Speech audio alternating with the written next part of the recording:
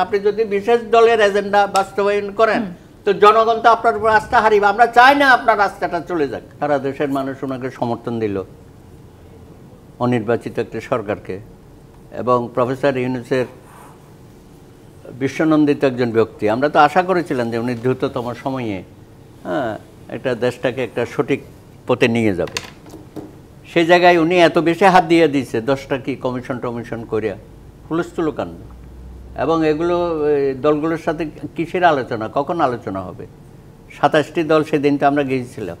আমি তো দেখি কিছু কিছু দল আছে, তাদের এজেন্ডা যেগুলো, তাদের কর্মসূচি, তাদের রাজনৈতিক দর্শন, সেগুলো এই সরকারের ঘাড়ে চাপিয়ে দিতে চায়। এবং বক্তব্যের মধ্যেও আপনারা দেখেছেন। তো এই সরকারকে ওই বিভিন্ন রাজনৈতিক দলের কর্মসূচি বাস্তবায়নের জন্য দায়িত্ব নিচ্ছে। আবার সরকারও দেখে আমাদের ছাত্র যুবদের নিয়ে সুন্দর তামাশা শুরু করে দিয়েছে, ওদের দল করার পেছনে নানানভাবে শক্তি যোগাচ্ছে এবং একটা দলাদলের মধ্যে আমাদেরকে ফেলে। এমনি এত দল নিয়ে আমরা আছি, তার মধ্যে আবার বৈষম্য বিরোধী ছাত্র আন্দোলনে তারা ক্ষমতার অংশীদার হয়েছে, অংশীদার হয়ে এখন বলছে যে আমরা আমাদের একটা রাজনৈতিক প্ল্যাটফর্ম করেন। বাবা, আপনারা অতীতে তো আমরা দেখেছি, আন্দোলনে যারা আত্মত্যাগ করেছে বা যারা সামনের সারিতে ছিল, তারা কি ক্ষমতার অংশীদারিত্ব চেয়েছিল না দল করেছে? আপনারা একটা নতুন এখানে কেমিস্ট্রি আমাদেরকে শেখাচ্ছেন যে আন্দোলনে আমরা সফল হয়েছি নেতৃত্ব দিয়ে, সুতরাং আমাদের ক্ষমতায় থাকতে হবে, যেতে হবে। সেই কারণে এই নির্বাচন নিয়ে বহুমুখী কথাবার্তা এখানে হচ্ছে। এত সংস্কার আপনার কেন করার দরকার? আপনার মূল কাজটা আপনি করেন।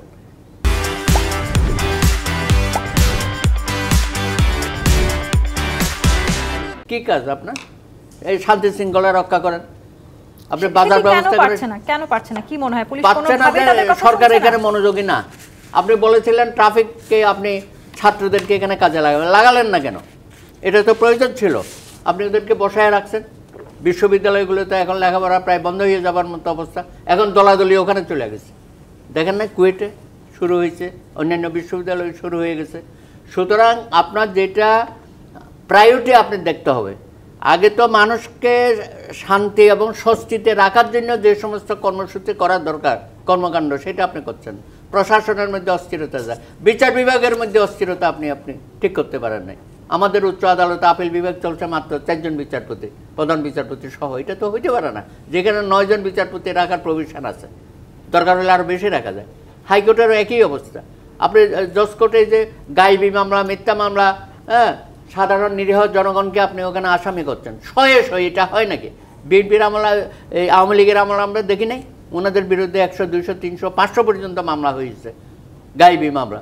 ওনারা তো সারা বছর কোর্টে হাজিরা দিয়ে, এখনও জনগণ কোর্টে হাজিরা দিচ্ছে। আপনি হাইকোর্টে গিয়ে দেখেন, শত শত এখানে নিরপরাধ ব্যক্তিরা এসে আগাম জামিনের জন্য অপেক্ষা করতেছে।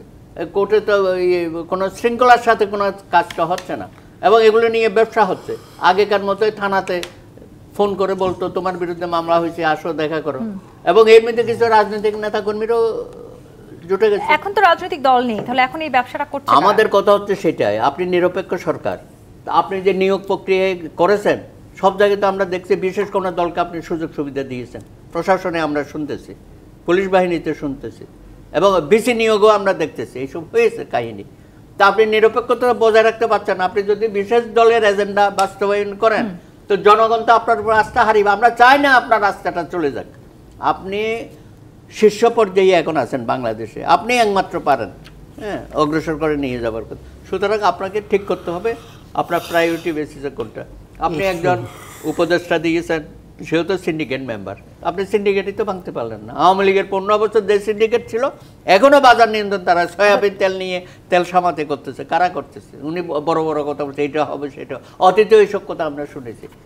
তারপরে আপনি এই সংস্কারের নামে নানা রকম গোজামিল যাবার চেষ্টা করছেন, বলে যে এগুলো মানতে হবে। কি মানতে হবে? 300 আসন প্লাস 100 মহিলা, 400 আসনের নাকি আপনি সংসদ করবেন, উচ্চকক্ষ দ্বিকক্ষ বিশিষ্ট করবেন। এটা আপনার এজেন্ডার মধ্যে কেন করেছেন? আপনি আরেকটা কি বলেছেন জানেন? এখন নাকি নির্বাচন হবে, স্থানীয় সরকারের কাউন্সিলররা ঠিক করবে মেয়র কে হবে, পৌরসভার চেয়ারম্যান কে হবে। এই বিডি সিস্টেম তো এগুলো আইয়ুব খানের আমলে আমাদের তো দেখেছি।